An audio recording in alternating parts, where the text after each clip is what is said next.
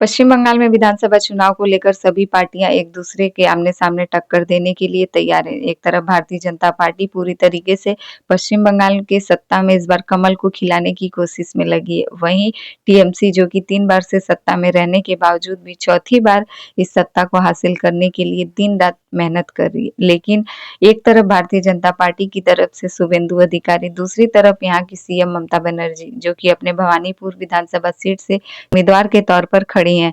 वहीं उनको टक्कर देने के लिए शुभेंदु अधिकारी इस बार आ रहे हैं। भारतीय जनता पार्टी भी वो पूरी तरीके से भवानीपुर ममता बनर्जी के गढ़ को घेरने के लिए पूरी तरीके से तैयार मानी जा रही है।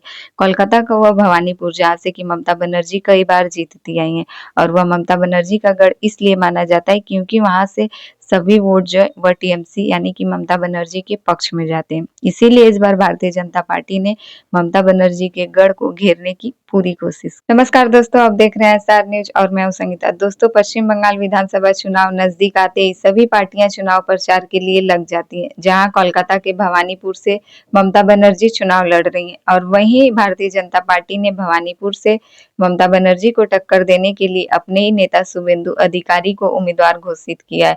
वहीं आज के दिन आप सबको पता है कि आज नवरात्रि का पहला दिन है और हिंदू नववर्ष इसे माना जाता है और इसी उपलक्ष्य में शुभेंदु अधिकारी जो थे वह आज हिंदू नववर्ष के दिन और नवरात्रि के पहले दिन कहते हैं कि आज का दिन सभी हिंदू धर्म के लिए काफी ज्यादा मायने रखता है और हम सब के लिए आज का दिन बहुत ही खास है और इसीलिए आज के दिन को शुभ मानते हुए शुभेंदु अधिकारी ने चुनाव प्रचार की शुरुआत कर दी और वह भी सबसे पहले वहां से जहां की वह ममता बनर्जी को टक्कर देने जा रहे हैं यानी कि कोलकाता के भवानीपुर से।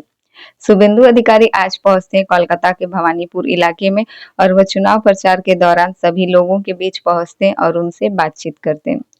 सभी से बातचीत करते हुए शुभेंदु अधिकारी यह भी कहते हैं कि इस बार यहाँ की जनता जो है वह टीएमसी का सफाया करने वाली है।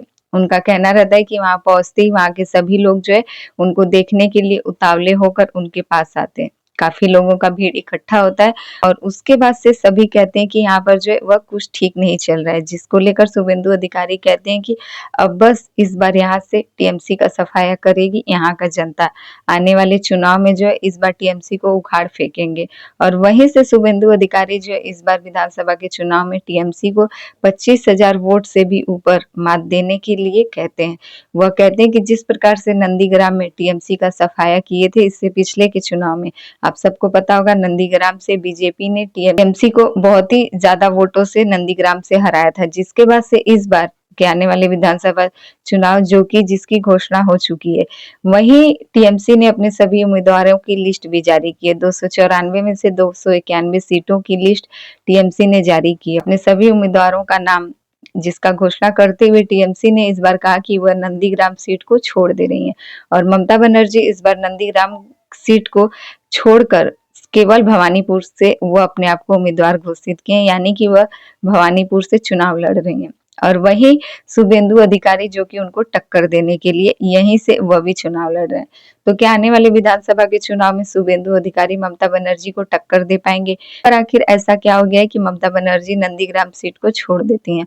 और यही नहीं, जो उन्होंने 291 सीटों पर अपने सभी उम्मीदवारों की लिस्ट जारी की है, इसमें उन्होंने 70 विधायकों का जो है वह नाम काट दिया है यानी कि 70 विधायकों का पत्ता इस बार टीएमसी काट चुकी है। आखिरकार इसमें भी टीएमसी की क्या साजिश हो सकती है, आखिरकार टीएमसी क्या सोच रही है। टीएमसी के सचिव अभिषेक बनर्जी ने अपने सभी उम्मीदवारों की लिस्ट की घोषणा की थी, अपने सभी उम्मीदवारों के नाम की घोषणा की थी, लेकिन उसमें जो है वह 70 विधायकों का पत्ता कट हो चुका है जो कि पहले के विधायक थे। आखिरकार ऐसा क्या होता है कि टीएमसी इस बारे में क्यों सोचती है?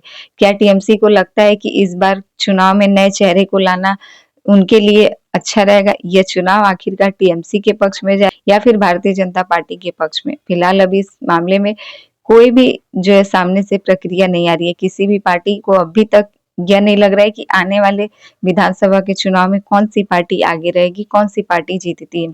लेकिन हाँ, पश्चिम बंगाल की जो आम जनता है उन सभी से यह पता चल रहा है कि इस बार पश्चिम बंगाल में जो है वह कुछ बदलाव होने वाला है। लेकिन वहीं दूसरी तरफ ममता बनर्जी भी हार नहीं मान रही है, यह भी दिन रात चुनाव प्रचार कर रही है और यहाँ तक कि इन्होंने अभी कुछ दिन पहले एक मुस्लिमों को लेकर जो बयान दिया था जिस बयानबाजी के चलते सोशल मीडिया पर ममता बनर्जी काफ़ी ज़्यादा छाई हुई हैं। वहीं भारतीय जनता पार्टी उनके इस बयान को मुद्दा बनाकर चल रही है। इस बार चुनाव में भारतीय जनता पार्टी के हत्थे ममता बनर्जी की तरफ से बहुत सारे मुद्दे मिल चुके हैं। बंगाल में घुसपैठियों का मुद्दा लेकर भारतीय जनता पार्टी चुनाव लड़ रही है और इस बार टीएमसी का बंगाल से सफाया करने की कोशिश में लगी हुई है। वहीं ममता बनर्जी जो कि एसआईआर में सभी वोटरों का नाम काटने से लेकर यहाँ तक कि जो यहाँ मुस्लिम वोट हैं, उन सभी को अपने पक्ष में करने के लिए आए दिन धरना प्रदर्शन कर रही हैं ममता बनर्जी। और वहीं बंगाल में घुसपैठियों का मुद्दा भारतीय जनता पार्टी लिए तो यहाँ एसआईआर वोटर लिस्ट के जरिए सभी लोगों का नाम काटने का आरोप लगाते हुए ममता बनर्जी ने चुनाव की कमान को अपने हाथों में ले रखा है। तो देखना ये है कि विधानसभा के चुनाव में बीजेपी और टीएमसी दोनों के बीच का टक्कर कैसा होता है। इन सभी को लेकर आपकी क्या राय कमेंट करके ज़रूर बताइएगा। हमारे चैनल पे नए हैं तो प्लीज़ हमारे चैनल को सब्सक्राइब कर दें और वीडियो पसंद आए तो लाइक कमेंट ज़रूर कीजिएगा।